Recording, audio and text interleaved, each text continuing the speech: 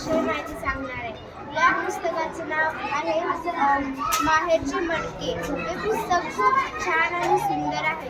या पुस्तकामध्ये खूप छान गोष्टी दिलेल्या आहेत. या पुस्तकाचे लेखक श्री साईनाथ पाचारकर. या पुस्तकाची किंमत आहे 400 रुपये. हे पुस्तक खूप छान आणि सुंदर आहे. या पुस्तकाच्या पाठीमागे असे खूप सुंदर पुस्तकं दिलेले आहेत. या पुस्तकातली कविता गोष्ट खूप सुंदर आहे आणि खूप छान आहे.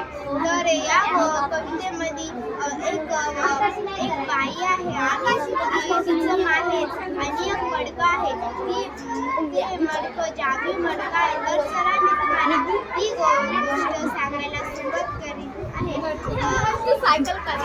त्याप्रथम माझ्या शाळेचं नाव जिल्हा परिषद प्राथमिक शाळा पानकरेगाव. मी आता 6वीमध्ये शिकत आहे. चला तर आता मी तुम्हाला ती काही गोष्ट सांगायला सुरुवात करत आहे. एक सीमा नावाची बाई तिला आई वडील नव्हते. तिच्या आई वडिलाची एक आखरी निशाणी होती. ते एक मडकं होतं. ते मडकं खूप सुंदर आणि खूप चांगलं होतं.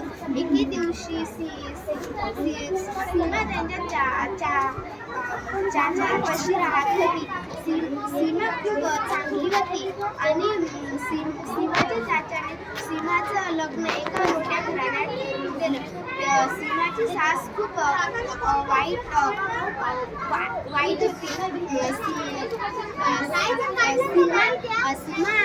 सीमानं तिच्या आई वडिलांचं मडकं घेऊन तिच्या सासरी गेली. मग नंतर थोड्या दिवसात तिची सास तिला खूप त्रास द्यायला लागली. मग नंतर सीमा ती मडकं सीमा सास म्हणाली, सीमा हे काय तू हे काय मडकं जवळ ठेवून बसती. मी या मडक्याला फोडून टाकेन. सीमा म्हणाली, हे माझ्या आई बाबाची आखरी निशाणी आहे. मग नंतर थोड्या वेळाने त्या दोघी बोलत होते तर ते मडकं बोलायला लागला. सीमा मी जादुई मडकं आहे ते मडकं असं म्हणाला. आणि त्या दोघी पण खूप चकित झाले की मडकं कसं काय बोलणार. मग ते मडक्यातून आवाज आली, सीमा आम्ही तुझे आई वडील आहोत. सीमाच्या डोळ्यात पाणीच आलं आणि मग ते मडकं म्हणालं, सीमा तुला काही पण पाहिजे असेल तर तू या मडक्यानं मागून घे. सर्व साहित्य मिळून जाईल.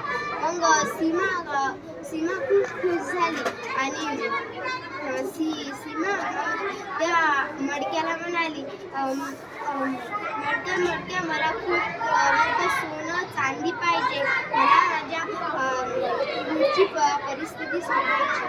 नंतर त्या मडक्यानं सीमा चांदी सोनं आणि खूप छान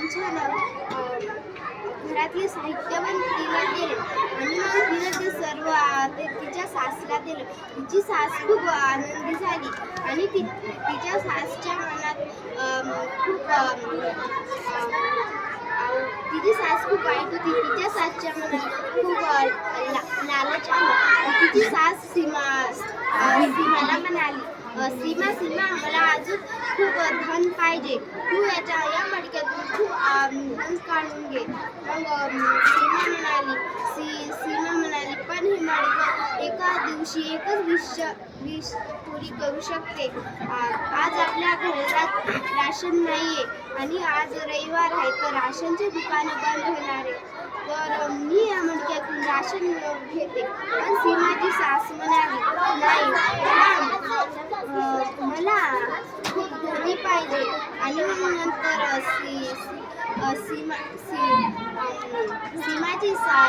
सीमानं त्यातून खूप धन मागितलं आणि मग ते मडकं अचानक फुटून गेलं. आणि मग सीमाला आठवण आली की तिचे आई वडील म्हणाले होते की अगर तू या मडक्यातून खूप इच्छा पुरी करणार तर हे मडकं फुटून जाणार. त्याच्यामुळे सीमा खूप नाराज झाली आणि सर्व तिच्या सासला म्हणाली. इथंच ही गोष्ट संपली. धन्यवाद.